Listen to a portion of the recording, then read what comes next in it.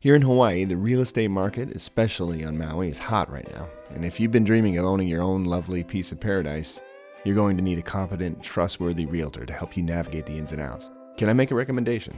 Go to MauiDreamProperties.com and drop a note of hello to our friend Jonathan Udis, realtor and real estate advisor. Jonathan loves to help make people's real estate dreams come true. Whether buying, selling, or investing, his mission is to serve his clients with passion, enthusiasm, and excellence. And I mean it when I say you won't find a more genuine realtor than Jonathan. He cares deeply about his clients. So if you're thinking about moving to one of the most beautiful islands in the world, Maui, Hawaii, check out MauiDreamProperties.com and drop Jonathan a hello and get started on making your dream a reality.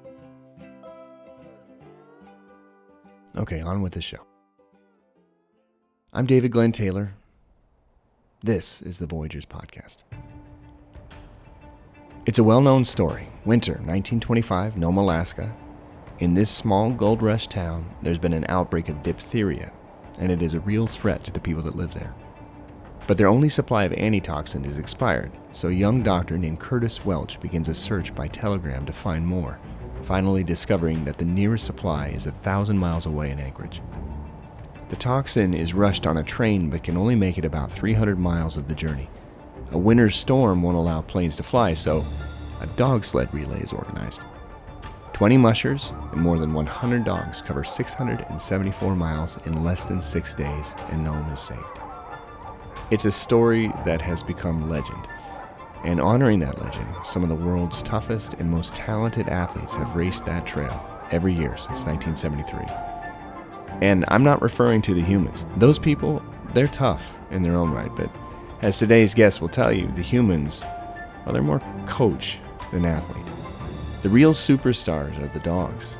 These are elite athletes, and they are amazing to watch. I lived in Anchorage for 15 years, and the highlight of the year for our family was to watch the start of the Iditarod. Thousands of people would pack downtown and cheer on our favorite teams. It was, and I'm not exaggerating here, it was like watching LeBron James or Tom Brady, athletes at the top of their sport. It was thrilling. I first met Dallas Seavey when he was already a star in the world of dog sledding, or mushing, as many call it. He'd already become the youngest musher ever to win what is known as the last great race. Since then, he's won 3 more, and after a 3-year hiatus from the race, he's back and ready to challenge the finish line again. Dog sled racing, it's unlike any other sport in the world, and I was so excited when Dallas agreed to jump on Zoom and share about his career, his approach, and what he's learned along one of the most remote trails on the planet.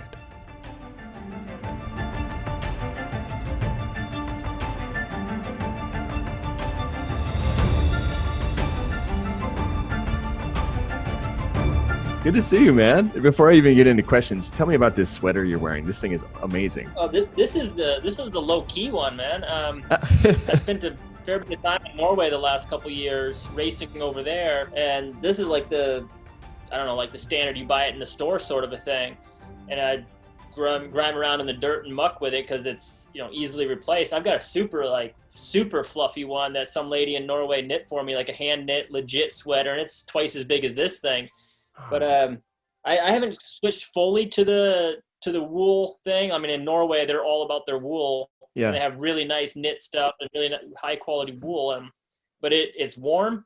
It's surprisingly warm, and it breathes really well. You're inside and you're comfortable, and then you go outside where it's way colder and you're still comfortable. It's like you don't overheat in it, and then it doesn't smell so bad. Most synthetic stuff, if you're sweating it for any amount of time, it starts smelling bad. The wool doesn't really. So. Nice. Yeah, this is one I brought back from Norway, but my giant fluffy wool sweater that was hand knit, that one I use it quite a lot, and I jokingly make everybody call me the wise and woolly one whenever I'm wearing my big wool sweater. That's the title, though. Oh, wise and woolly one, I must be addressed thus. That's amazing. Let's talk about now. How's training going? You're getting ready for the Iditarod, for the 2021 Iditarod. Yeah, 2021 is we work on a fiscal year, so pretty much as soon as the 2020 Iditarod is done, we're talking about the 2021 season, even though we spend most of the year training in the year that is not the race year, right? Because the race starts in March. So we are fully in 2021 mode right now, leading into the Iditarod. I'm super excited. I haven't raced the Iditarod in 3 years. I've been over in Norway racing over there. Last Wow. year I did a lot of commentary for racing. I Sure. got to go to Russia and Norway and commentated for a race in Minnesota, and then of course the Iditarod in Alaska. So it's kind of fun to be on that side, on the analysis side, more than the actual competition side. Right. But this year we're back to the Iditarod. This is going to be my 12th Iditarod, I think. Yeah. So pretty excited to be getting back on that trail and working with a really talented group of sled dogs. So I'm quite excited to be going into it, but I'm also, this is the time of year where it's kind of the punch in the gut of, oh yeah, it's a lot of work to do this, right? Yes. You kind of have that short-term memory that keeps you coming back. And this is when you remember just how much work it is to get ready for this race. Yeah. So you were the youngest winner. You won it at 25, right? I think in 2012 was your first one. Yeah. I won a few days after I turned 25. Right. But now you're 32? Sure. Let's go with that. 33, I think. 33. But most of my audience doesn't know anything about sled dog racing, and unless you've seen it, unless you've been there, it's hard to understand dogs as athletes, but they are very much like precision, fine-tuned athletes. And I know a lot of athletes that I talk to, they're very technical about their bodies. They're very technical about their diet. And I remember having a conversation with you, and you did seem kind of like a techie. You had this thing dialed in, so precise in terms of food and exercise and training and everything for your athletes. But they also, one of the things that always was surprising when I first started learning about dog mushing was how absolutely bananas gung-ho these dogs are for racing, like themselves.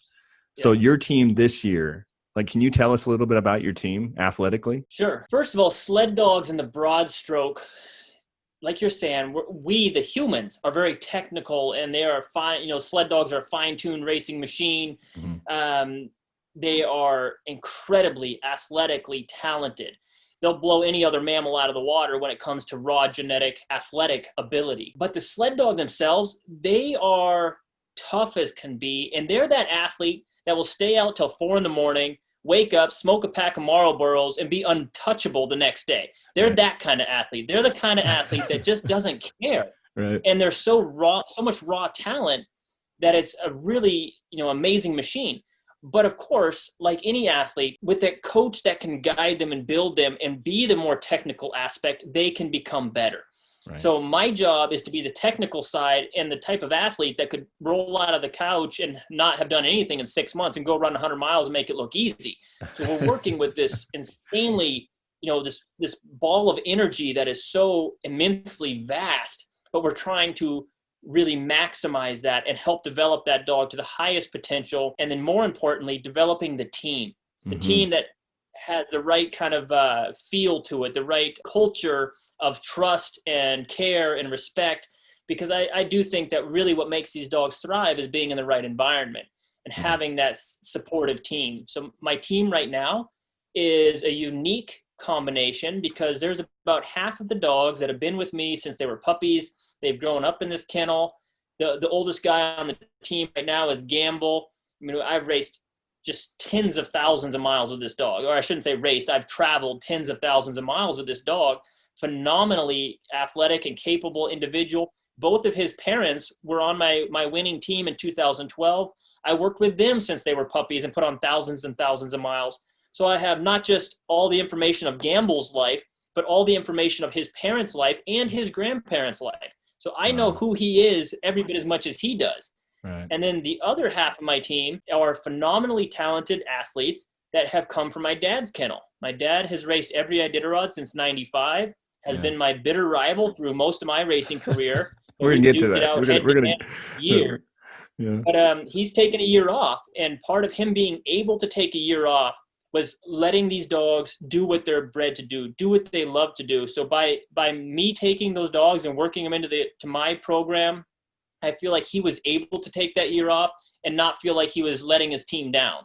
Right. So it's a really unique combination. I've got these dogs that I know really well, and I've got these other athletes coming into the kennel that are super talented that I don't know very well. So half of my job this year is learn the team and figure out how they mesh with my guys and make a team out of this vast and kind of, I shouldn't say vast, but this diverse group of dogs. Yeah, I want to get into some of the rivalry stuff and what it's like to race against your dad in the toughest race on the planet, and having done it for so long now. Your whole family and Dan, your grandfather, and And your brother, Tyrell, did he ever race in the Iditarod? Yeah, I've got 3 brothers. Both my older brothers have raced the Iditarod. Actually, one of them raced 3 Iditarods. The other has raced 2 Iditarods.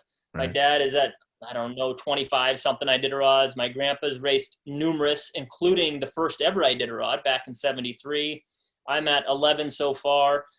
So between my family, I don't know how many races we've run, all of us put together. I didn't know that you hadn't raced, that you took that much time off. I'm curious, as the driver going with your team, you're not 25 anymore. You're still young and you're still athletic and everything like that. Are you starting to feel, because the wear and tear on the humans is incredible, and yet the Iditarod continues to have lineups of much older men and some guys that you could legally call senior citizens that are out there racing this incredibly 1,000-mile, ridiculously hard race. Are you starting to feel that physically at all? No, I like to believe that I'm invincible.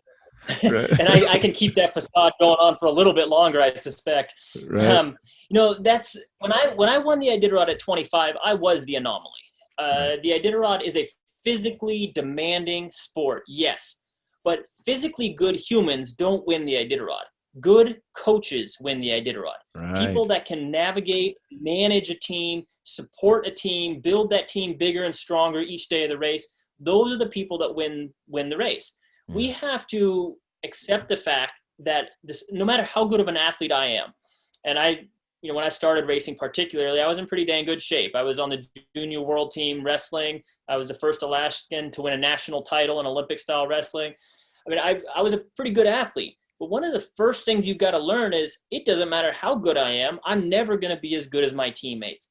So even though I think athleticism is one of my skills, the value that I bring to the team is being a good coach, being a good chef, being a good masseuse, being a good mom. Right. And it's not just guys that are in this race. We've have numerous very, very, very competitive women in the race. Obviously Susan Butcher would have to top the charts as the most well-known Iditarod musher, having won 4 Iditarods. Libby Riddle's the first woman to win the Iditarod.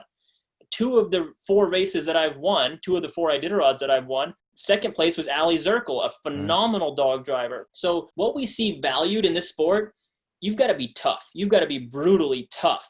But you've got to be a good decision maker under duress. You've got to be a good caregiver. And to be able to make good decisions, you have to have a lot of experience. So when I won at 25, I was 17 years younger than the average age of an Iditarod champion for the previous 20 years. Wow. So if you looked at the Iditarod statistically, Iditarod champions were 47 years old. That's what you needed to be. And, that's not where I was, obviously. So I feel like I'm becoming more normalized as I get older. I'm getting more experience. I'm getting harder and harder to beat. I'm becoming a better and better dog driver. And I also feel like having started as young as I did, I feel like I have the freedom to take some time off. So I haven't raced the Iditarod for the last 3 years, but I haven't been sitting on my ass either. I spent 2 of those years racing in Norway, a completely different environment and culture of racing. And I feel like I learned a lot doing that. I feel like I came away from that a much better dog person than I was when I went there. Right. And then last year, stepping back from racing and doing more of the race analysis really gave me the perspective of my job for this entire race is to watch every single move and see what other people are doing that maybe I haven't, seen or haven't thought about. And it sparks little ideas here and there. How would that system or idea work into my program? So I feel like I'm a better racer now than I've ever been, despite my more advanced age. And I don't associate with my age. I associate with being 25. So I've just decided that I'm turned 25 every year in March. And so now I've had 8 25th birthdays and it's going great. Maybe it's 9. I don't know. Keep that going. Keep that going.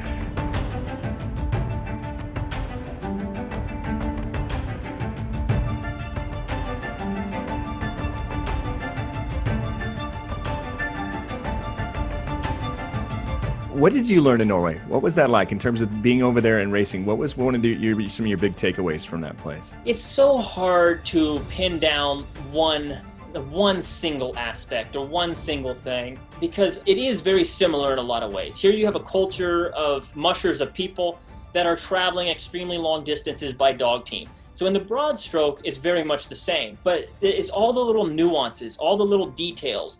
And it seemed like most of those stemmed from the terrain and the conditions that they run in being a touch different. In Alaska and the Iditarod specifically, I feel like you have to have a more broadly skilled dog team. That you have to have a team that can go through incredibly bad trail conditions, deep, soft snow with no base to it, very cold temperatures, strong winds. You've got to be able to do that. But the next day, it could be nice, hard, fast trails, and now you're going, half again as fast, and you've really got to have a team that can, put up those fast traveling times. In Norway, it seems like the trails are more commonly slow. They don't as often get those really hard, fast trails just based on the snow conditions. The terrain is pretty mountainous, very mountainous. So you get a lot more kind of climbing and falling. And I feel like one of the things that I was really impressed with their teams in Norway on the whole was they were just good travelers. They were good at traveling with dogs. And the assumption was the trail was always going to be bad. The dogs were always in a very mellow and sustainable state. And it didn't matter if it's deep, soft snow. It really didn't phase them. And that's one thing we do see with Alaska teams is used to being on a nice, fast trail. And it bothers them or frustrates them when they can't go fast.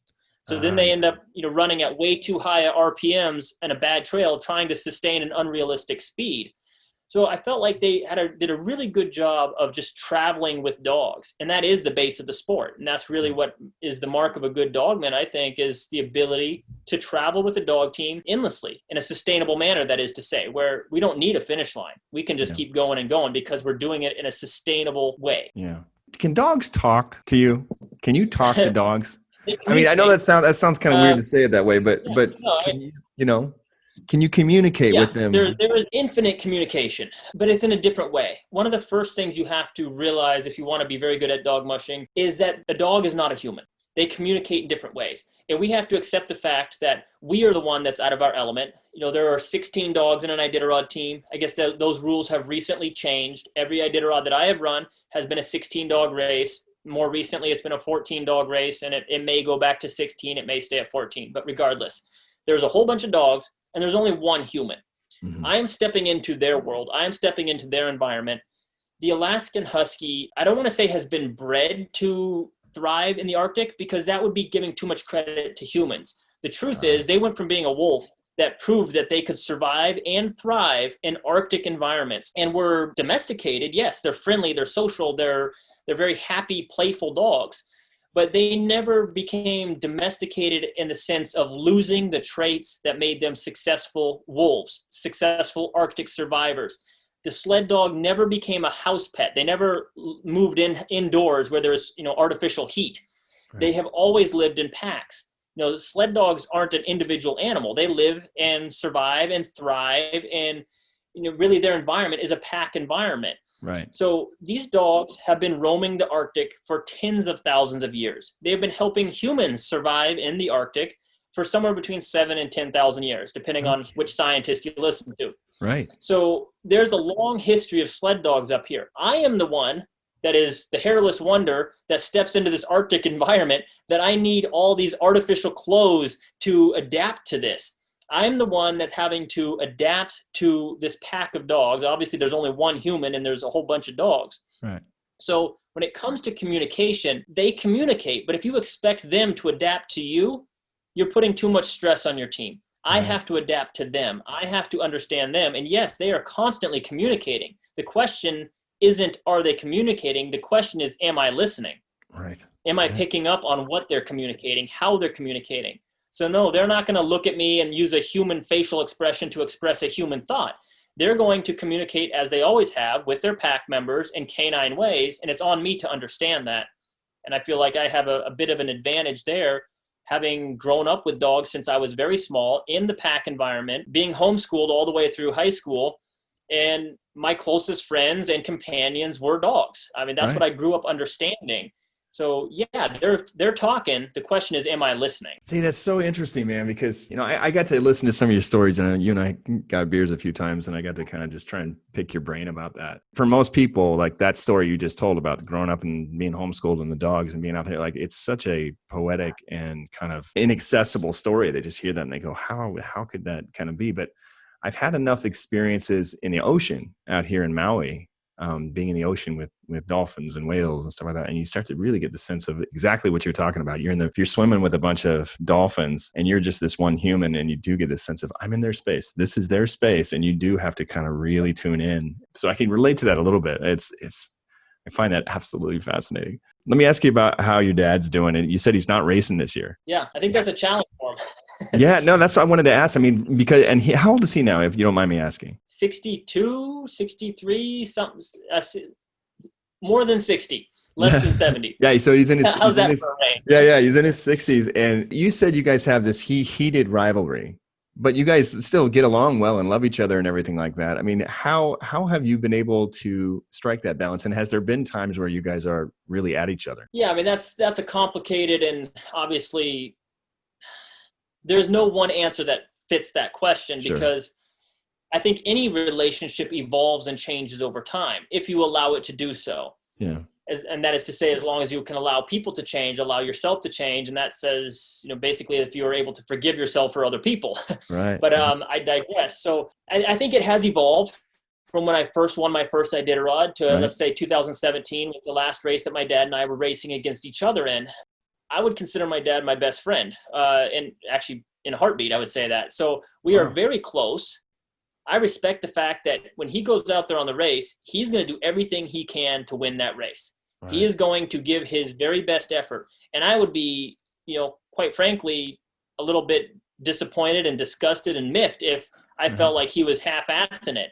And the same in reverse, right? We expect the other one to give it all and race like hell. And, I want to beat him at his best. It would just feel like a cop-out if at the finish line I was like, oh, well, I really wanted to see you do well. It's like BS, do the job.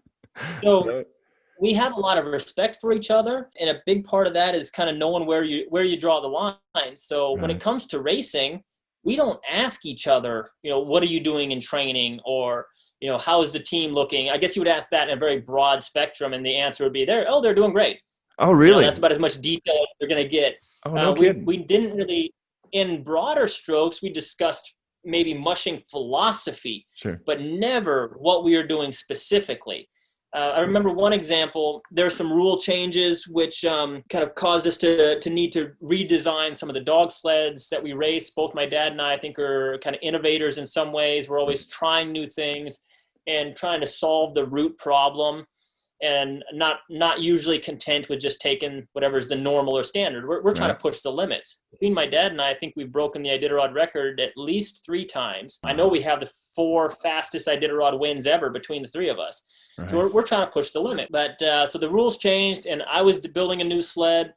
I know my dad was also, and my dad stopped by my kennel while he was traveling to another location to train his dogs, and he just kind of asked, "Oh, where's the sled you're building?" I told him, "I hid it. It's in the shop. I put it up in the lock of the shop. You can see it at the start of the race when everybody else sees it." That those secrets we're evolving, we're developing. Yes, to do better in the race, but specifically, I'm doing that to beat him. Yeah. When I'm trying to go 20 minutes faster on the Iditarod, I'm trying to beat him. Example: 2016 Iditarod, I broke the record. I won the race. 45 minutes later. After a 1,000-mile race, just 45 minutes later, my dad finished in second. Third place came 7 hours later. Yeah. So yes, when I'm trying to save minutes or evolve a little bit, he really was the one I'm trying to beat. There was 3 years in a row, 6 years in a row that either my dad or I won the Iditarod. 3 of those years, my dad and I were first and second. We lived 5 hours apart. No dogs went between the kennels. There was no cooperation. But I think we both became better because we were striving to beat the other one. We were pushing each other, and that's what sports and competition, I think that's the value that it serves, is it pushes us to be better, to push ourselves. Yeah. In the off season, outside of racing, I think we have a great relationship. On the race, we talk to each other. We're cordial. We're friendly. I'm happy to see him on the race, especially if I'm passing him. But, it's not like we're talking about our plans or what are we going to do on the next section of the race. We're certainly not discussing that. Let me ask you that. If you're out on the race, it's 1,000 miles, you're out in the middle of nowhere. You have no communication with each other, but here you are, you're coming up on him on a trail out in the middle of nowhere. What does that look like? What do you say to him as you're passing him? See you later. That's a good question. I mean, what you actually say, it could be this or that, or it's probably something incoherent because we're so sleep deprived. But Right. what do you feel? That's that's what my mind gravitates towards, is what do you feel? Let's say you've had this ongoing rivalry with somebody, and maybe you're bickering back and forth through the media and interviews, and I'm going to beat this guy, and you get out there on the race and you're pushing yourself, and it's like, how should I say this? If the person that you're racing against you allow to be an enemy, somebody that you dislike, and I want to beat them because I want to beat them. Right. I feel like that is a fuel that humans use. That is something we use to push ourselves and to drive ourselves, but I feel like it's a dirty fuel. It's not something that's really healthy or sustainable. Now, if you are racing against somebody that you truly love, somebody that is your best friend, it forces you to race for the right reasons. It forces you to be a competitor, and I'm racing, and I'm going to do my best, and I'm going to do my damn best. I'm going to push myself because I can. I'm going to walk away, and if he beats me, which is a pretty good likelihood, he's going to have to beat me at my best. And I think it was a really good and positive structure for competition to be stemmed from. Not racing somebody you dislike, but try racing somebody that you really do like. It makes you find a different motivator. You can't adopt that dirty fuel of I'm trying to beat them because I don't like them. No, I'm trying to beat them because, you know what, I respect them. And I want to put up my best effort, and I respect myself, and I'm going to be able to look back at this race and honestly tell myself we did everything we knew to do, and we did not leave anything on the field. If you beat me, it just tells me that it's possible to do better, and I have more to strive for, and we're going to work harder next year, and dadgum, we're going to get them next time. So I feel like it was a really positive thing, racing people that I liked and respected, and not just my dad, but Allie Zirkle was another one I raced with a lot. And I really respect her as a dog person. And I really just enjoyed racing people that I cared about, and I respected their opinion of me. I could respect their criticism, not somebody that there was any animosity towards.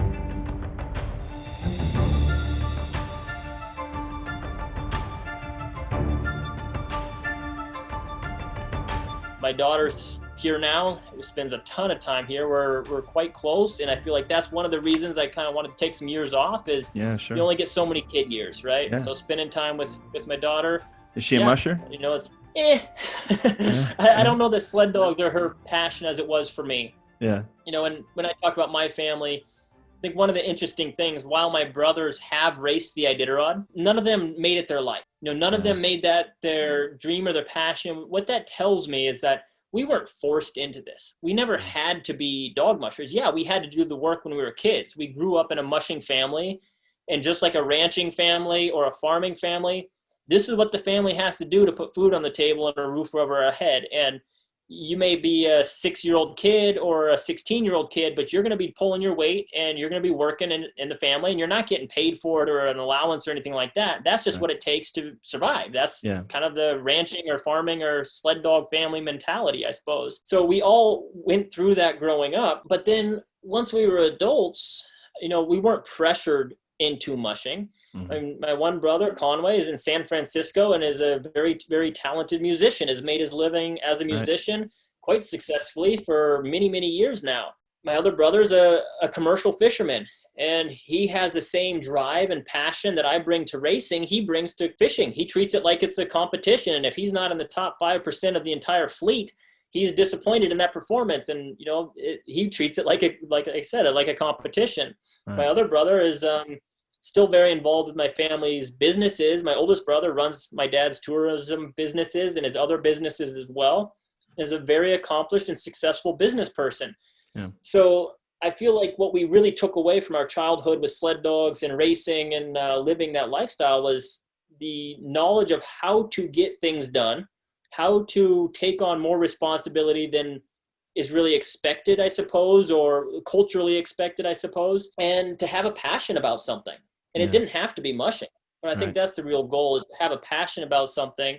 So for my daughter, there's no pressure that, she needs to be a musher to be the 4th generation of mushers. No, my hope is that she finds something she loves and is passionate about and is fulfilling. more than anything. That I find fulfillment through whatever that may be. Yeah. Well, that's the right dad answer. Of course it is. And that's being a good parent, but I'm assuming there is pressure from other sources and like even media that are kind of wanting that dynasty to keep going, right? I'm no star. Let's not have any misconceptions about that, but you get enough interviews now and again and PR type stuff.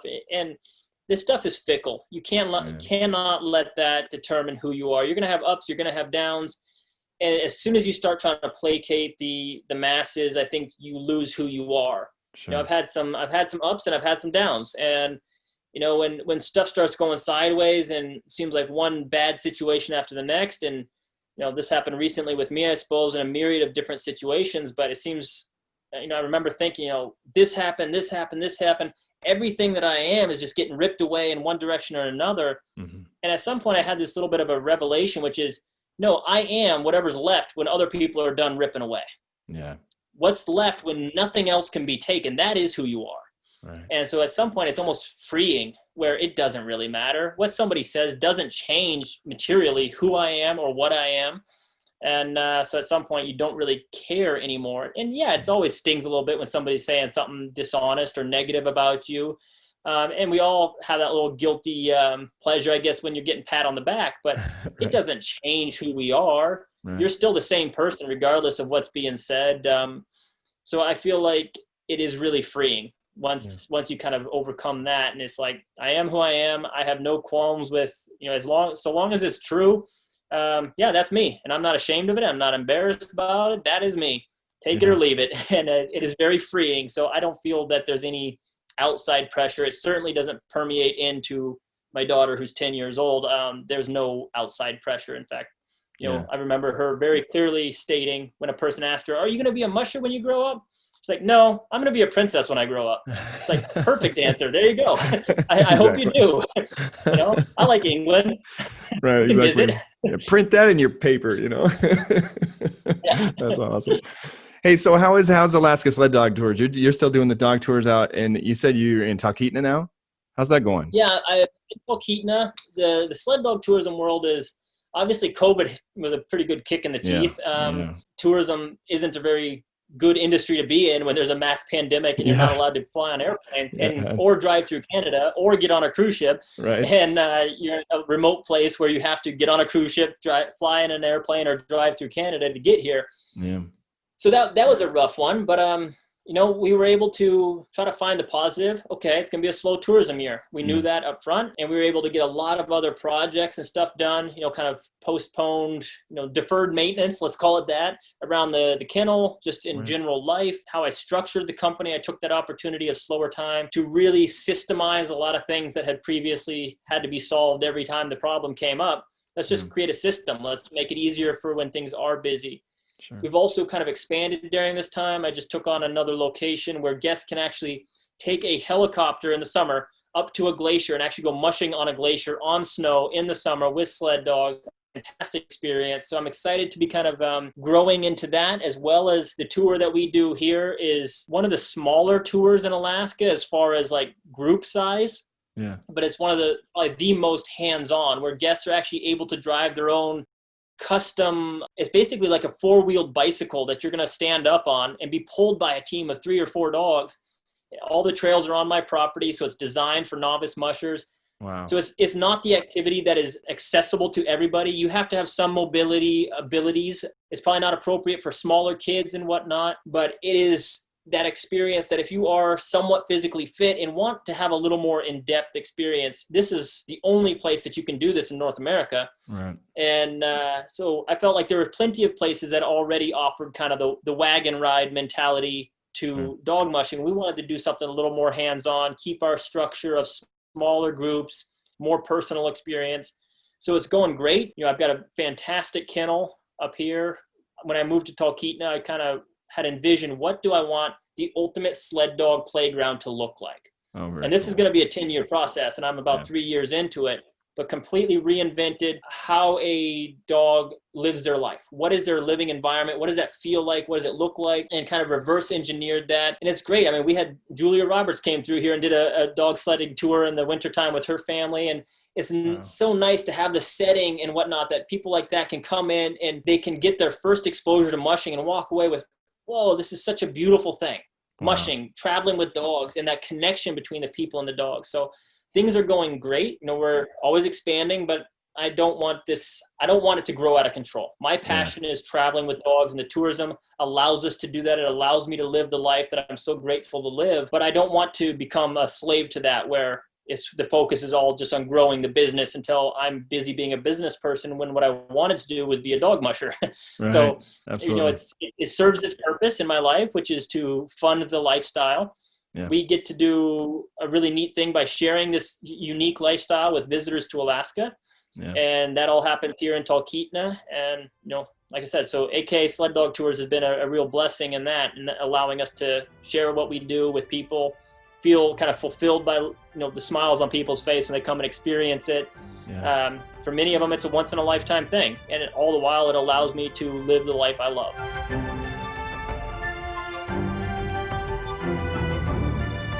My kids keep watching Ultimate Survival Alaska, all 3 seasons, like on a reel. It's weird. They just keep watching it. They've been doing it for years. And it literally since the show, I think it was 2015 was the last season. And they keep watching it. And I was like 3 days ago, I come walking in and Mike is watching Ultimate Survival Alaska. I said, haven't you watched this show like 50 times? And he goes, yeah, but it's just so awesome. And part of it is because they remember you coming and bringing your dogs to the school, and they both have this memory, this really strong memory of the dogs and the connection that you had in the talk that you gave there. And I thought that was such a cool thing. Are you still doing that kind of thing, talking at schools and talking to kids and that kind of thing? You know, it's funny you bring that up, because just today, you know, there was one where they wanted us to come do that at a school, and it was, I think, on March 2nd.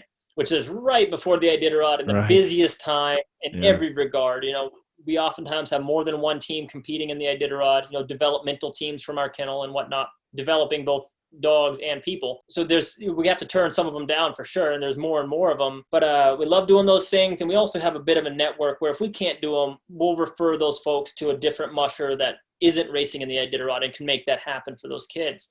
So we still do that. And a kind of a new one for me is doing a lot of presentations and talks in more the corporate world. And not just corporate world, I mean, there's a lot of associations and corporations and even just small family-run businesses that have 30 or 40 employees. And I do a lot of those presentations now. And that's something that I really, really enjoy. I kind of fell into that. I still have never worked with like a speakers bureau or anything like that. Right. It's all just word of mouth, which is really kind of a neat and authentic way to do it. Yeah. It started out with, I think, like a high school graduation talk that I did. And then it led to, you know, an association that one of the parents was part of this association, was having a meeting. And then it somehow worked up into more the corporate level. And then it's funny, I'll do a presentation in a corporation, and then it spreads laterally within that industry. So like one year I'll have a ton of trucking companies, whether it's, you know, Daimler Trucks, Detroit Diesel, you know, Thomas Bill, you know, stuff like that. Then I guess most of those are owned by Daimler, but it'll move laterally. And then like Minnesota Trucking Association and Ohio Trucking Association. And then somehow there'll be, you know, somebody's spouse that was at that event is in the medical field. And the next year it's all hospitals and medical industry. So we've been in a bunch of different lines there, but it's typically on innovation, kind of a lot of lean concepts. I've done many of those, but far and away the most common is teamwork and leadership. You know, that's what we do, is we create a team that has the right vibe and the right culture to then bring everybody up to a higher level. And when the team is greater than the sum of the parts. Yeah. And so I've really enjoyed that. I feel like I take a lot away from those things. I've gotten to meet some really phenomenal and accomplished people in all different walks of life. Right. And so, I'm going there to give a presentation, but every time I feel like I'm leaving with more than I came with, as far as knowledge and information and understanding of people, which I kind of enjoy understanding people and how they think and how they function. I suppose much the way that I, work with dogs. There's probably some residual effect of trying to understand the dogs and trying to acknowledge the fact that I am different than them. Yeah. So what are they feeling? What are they saying? Why are they saying what they're saying? And I think that rolls over into the human world, which is really kind of enlightening. I want to know who's the toughest person you've ever met? Because you guys, I mean, you're surrounded by ridiculously hardy individuals. Who's the toughest? The person that you just go, that kind of blew me away. You know, there are so many different aspects of toughness.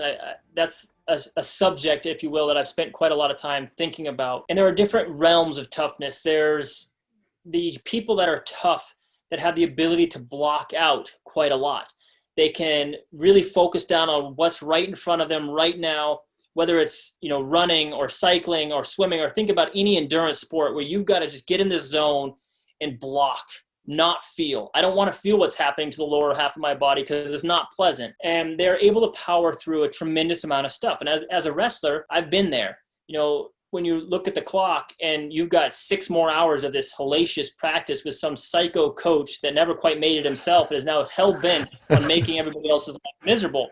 And you're thinking, how can I make it through 6 hours? And then you think, I just have to make it through 1 more second, 1 more minute.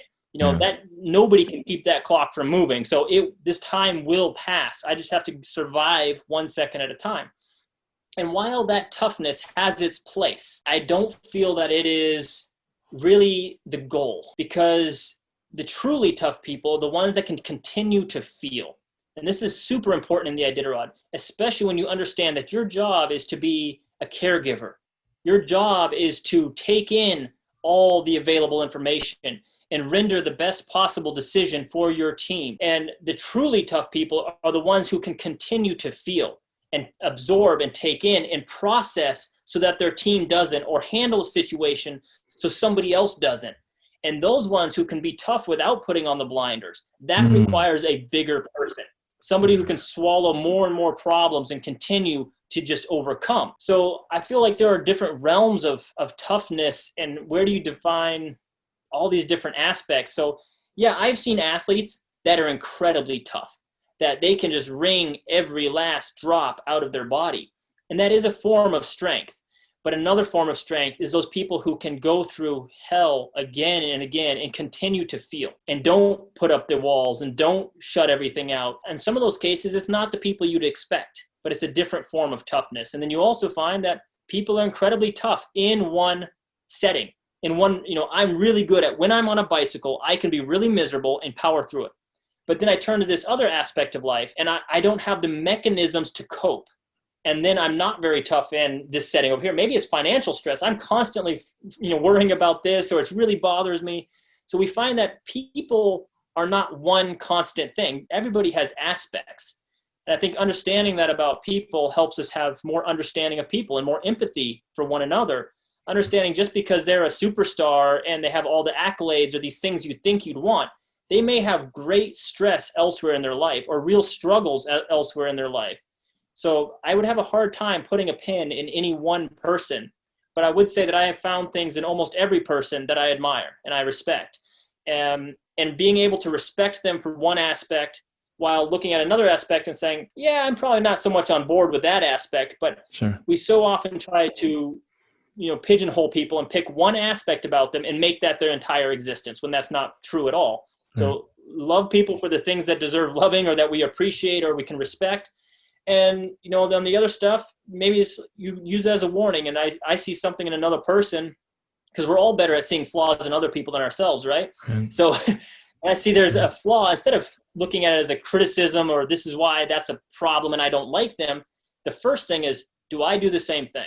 Right. Am I guilty of that same sin? Am I making other people feel the way that that person is making somebody feel? Because we're much better at picking it up in other people, it's a really good way to then take that immediate kind of inward look and say, yeah, I do that sometimes. But to do that, you've got to be able to forgive yourself. You've got to be able to honestly look at yourself and say, I have this flaw. I still love me. I'm still good. I can forgive it. But at least now I can honestly move forward and try to improve this flaw. I hate to say it that way, but this thing that I would like to improve. Yeah. So how was that for a really lengthy non-answer? And in this political time of year, that was a very political answer right there. Bro, like at the risk of sounding somewhat patronizing, you've expanded, you've grown in some wisdom, and I can see that that's come through some hard times.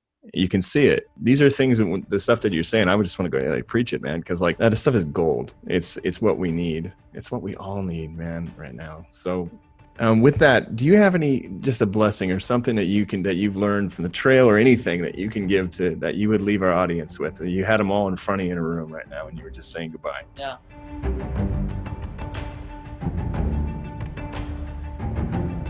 One of the things that I feel like has really benefited me is having time for reflection. For me, this happens when I'm standing on the back of a dog sled, freezing my tail off for 6 or 7 hours at a time, again and again and again, all winter long. And your iPod has long since frozen and you have no music or audio book to distract. You're in the middle of nowhere and you have no choice but to think and to reflect. I feel like that's really benefited me in understanding other situations, or having time to formulate my own opinion about things, not just the culturally prescribed, prearranged thought patterns that we're all supposed to use, but actually believing in what I believe because I thought of it for myself, or I've thought about it for myself. And more in today's environments, we don't have time to reflect. There are very few moments in a day that is not filled with outside input, whether it's a podcast. How often, and this is going to be a terrible plug for you, but how often when we hop in a car for a 45-minute drive, we don't sit there quietly and think. We find a way to entertain ourselves. We can constantly entertain ourselves. So back in the days of old, where maybe we're out, threshing, grain for 12 hours in a day, you had a lot of time to think, or doing physical labor, which connects certain parts of your brain. Maybe you have some endorphins going on. So, I would say to leave people with, make time to reflect. And if you can do it while exercising, all the better. Maybe it's when you go for a run, or if you're going to, jump on your stationary bike, instead of putting Netflix on for a few minutes, or, and it does help us get through that to distract our mind. I understand that. But to kind of take that opportunity and think about something. Maybe it was a troubling conversation that you had with somebody, and it was something that's just kind of irking you. Instead of bottling it up, letting that become more baggage on the train here, unpack it a little bit. Think about it. What should I have done different? And what I find is, more often than not, in reflection, I find that what I took maybe offense or insult from, or what's been bothering me about this, was not what the person intended. And so trying to understand why did they say what they said, or why did they do what they do, and try to have a little bit of understanding and empathy, and just unpack our baggage for a few minutes each day. So I don't know if that fits the category you're saying, but I do feel like that's something that's really benefited me, and taking time to have a little bit of reflection and spend a few minutes in your brain. And I know that can be unpleasant, but if you don't start unpacking stuff now, it only gets more unpleasant later.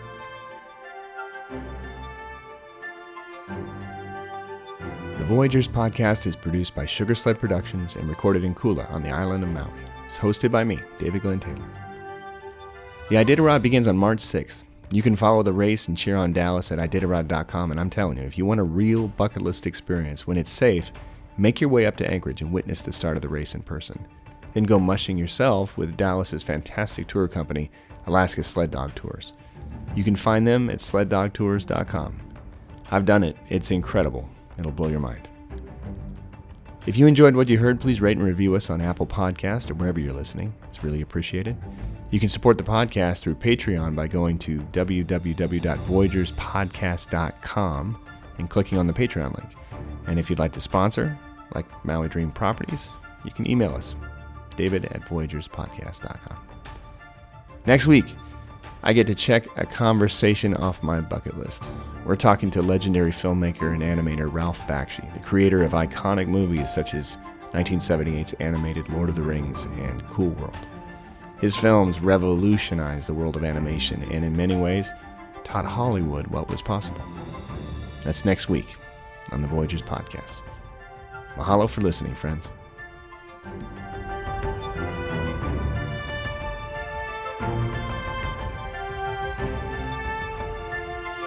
Your dad and I were talking about your approach to mushing, how it's maybe not your thing. What are you thinking about doing when you grow up?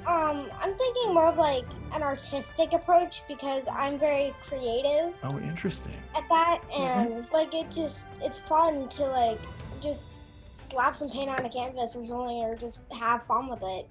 Yeah. That's my kind of thing. See, now you're talking my language. I was an art teacher, for many years. That's what I love to do.